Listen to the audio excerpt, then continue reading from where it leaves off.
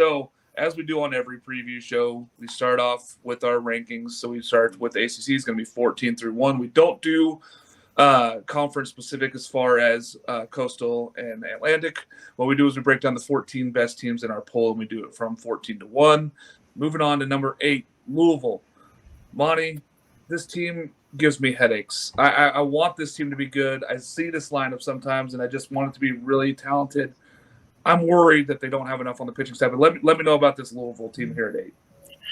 Well, that is the question. They're going to bring in some transfers. They do have Carson Liggett. So like you talked about with BC having that Friday night guy, you can kind of figure it out from there with Carson Liggett returning and being that Friday night guy most likely. But they are bringing in a couple of transfers to that rotation most likely. And they've still got some pretty talented arms coming in as freshmen. But the lineup, like you talked about, they bring back their entire outfield of JT Benson, Isaac Humphrey, and Eddie King Jr. Those guys didn't have the best seasons last year, but they are all very talented, so it's very easy to see them having a bounce back. I mean, Eddie King started off really, really strong and then kind of faded down the stretch.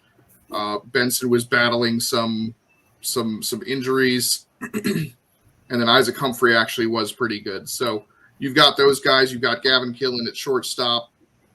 And then you've got, I believe his name, freshman Zion Rose, who's a top 50 recruit out of high school. And he could really make some noise. So the lineup is really going to help them compete in the ACC. And then how well they do in the ACC is, again, it's just pitching. A lot of these teams, that's the theme.